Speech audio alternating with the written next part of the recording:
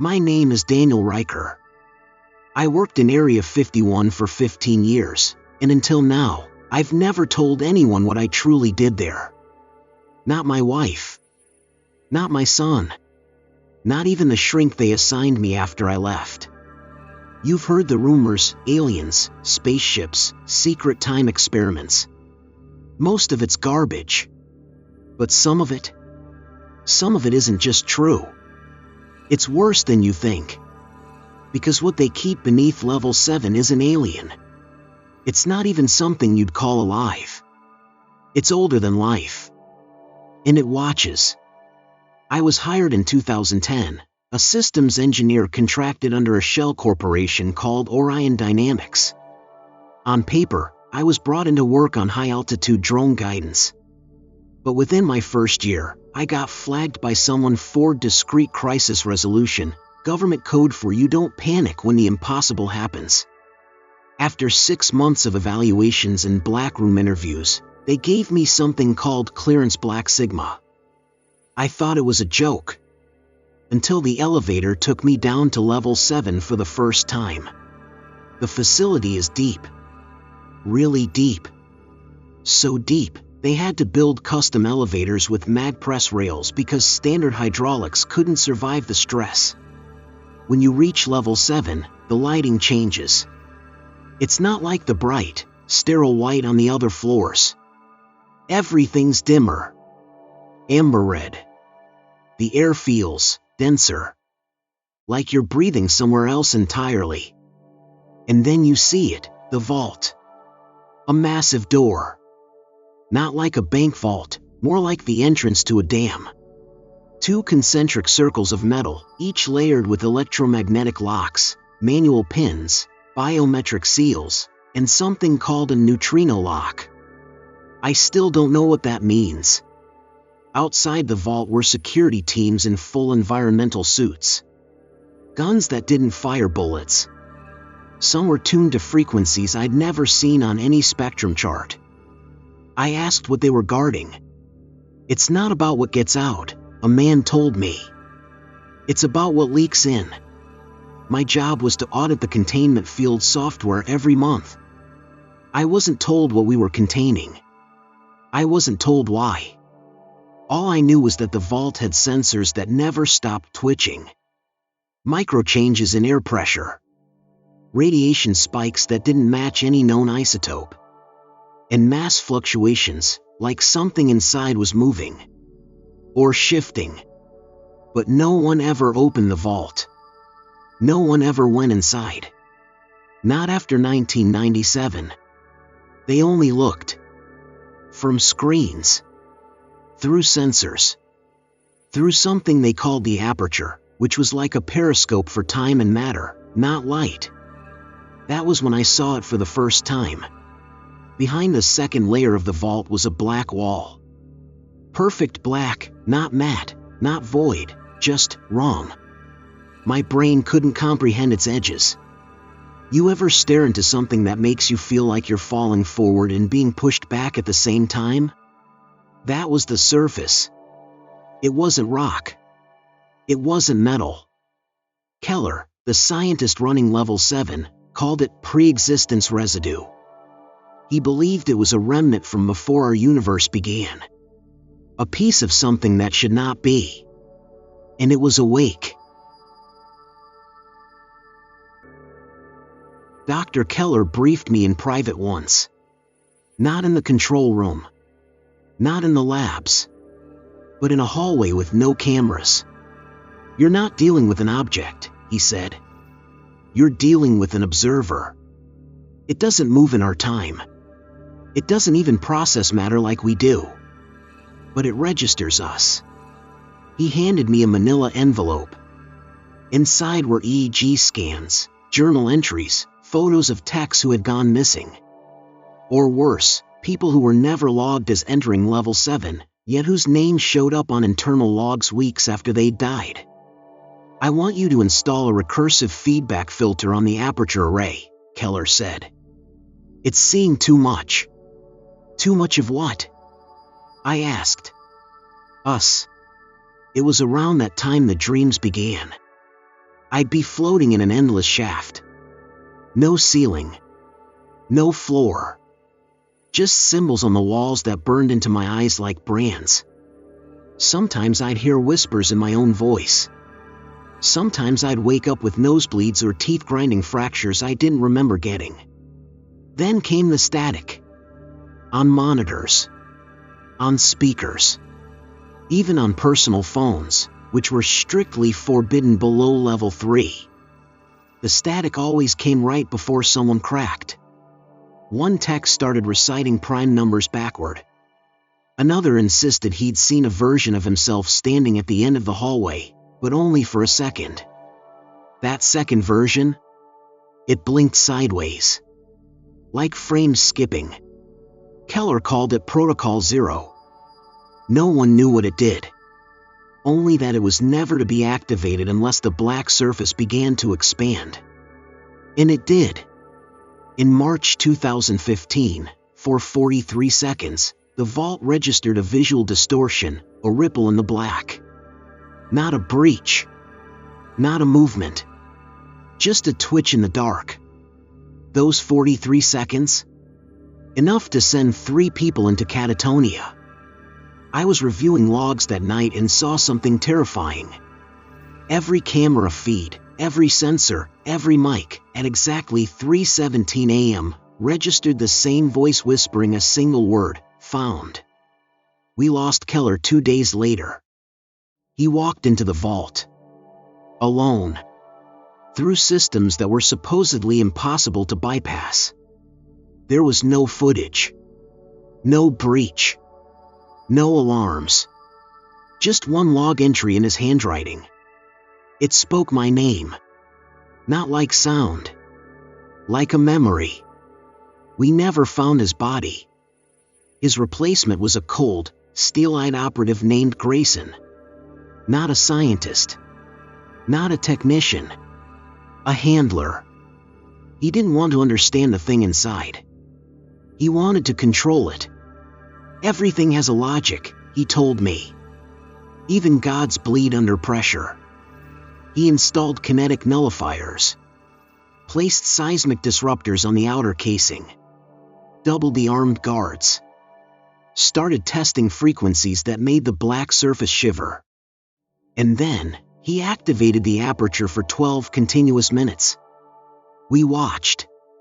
I wish we hadn't. At first, it was just distortion. Then, from the black, something opened. Not like a door. Not even like space.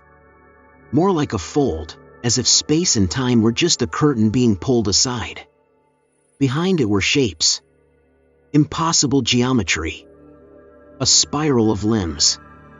Eyes that didn't blink, they dilated, expanding into galaxies. And something else. Something mimicking our signal. A feedback pulse came back to us. Embedded with it, binary code. But not from us. It said, "We see you seeing." Then the system crashed.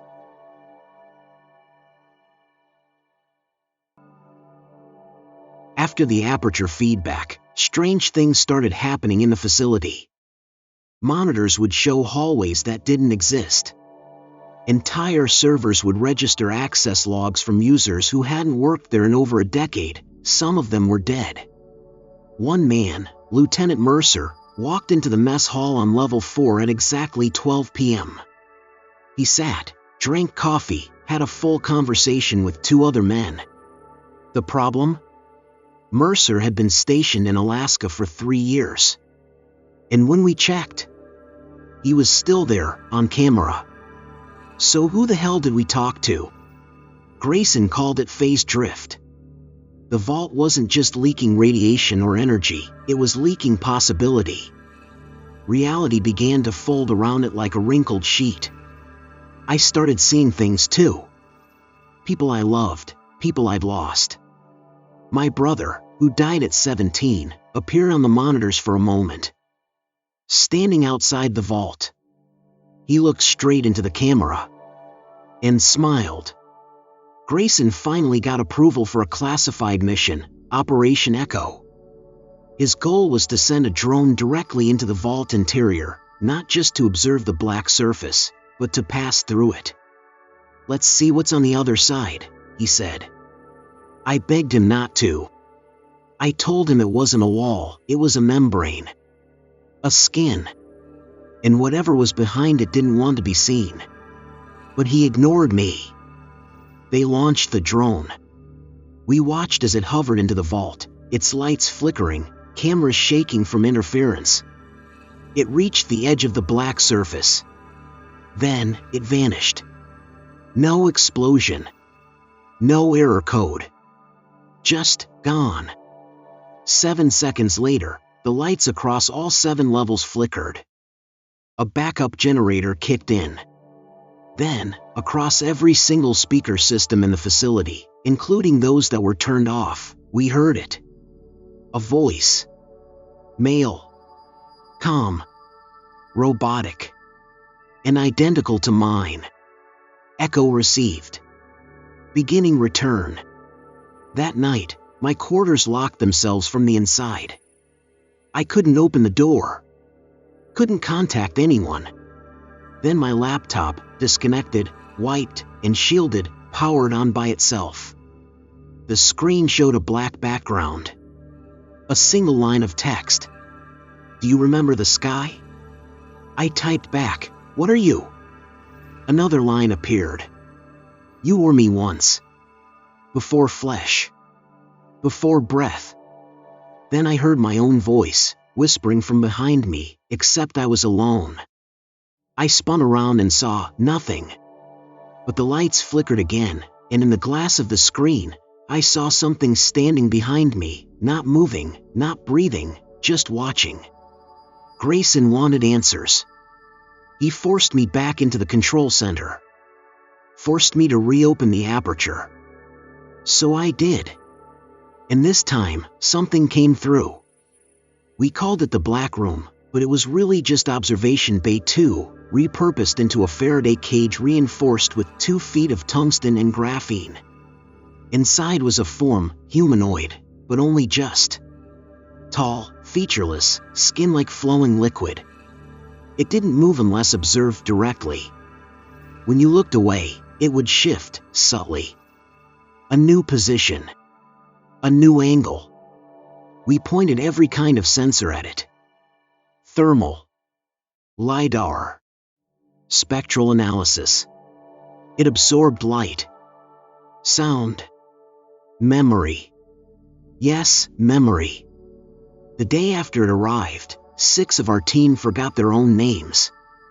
Others couldn't remember how to speak. One man started bleeding from his ears after trying to describe what he'd seen the night before. It didn't need to escape. It made us open the doors for it. The black surface behind the vault grew. No longer confined to the walls, it began seeping into space itself. Cameras turned to static. People vanished. Some returned hours later, shaking, aged years and minutes. Grayson gave the order, seal the vault permanently. But the system refused. The vault now had an access log. A new user. Name, D. Riker. Me. I hadn't logged in. I hadn't opened it. But someone, or something, wearing my identity had. They restrained me. Interrogated me. Scanned me. Blood tests. Memory mapping. But nothing unusual appeared. Until I looked in the mirror. And for a split second, my reflection didn't move. I escaped custody during the 2017 blackout. Fire alarms. Red lights. Sirens. Screams. I didn't look back. I took the elevator back to level 7. Alone. The vault was wide open. No light. Just a silent corridor of impossible geometry. I stepped through. I don't remember everything. But I remember this. There was no floor. No up. No down. Just a presence. It told me that our reality is one thread in an endless weave. And behind that weave, it waits. It watches. It doesn't come from a place. It is the place. And Area 51 was never a prison. It was a cradle. That was 8 years ago. I live off the grid now. Burners. Cash. No digital trail. But lately, I've been hearing my voice on radios I don't own. Static forming words when I try to sleep. Dreams returning. The sky rippling when I stare too long. And I know what it means. It's coming back. And it remembers me.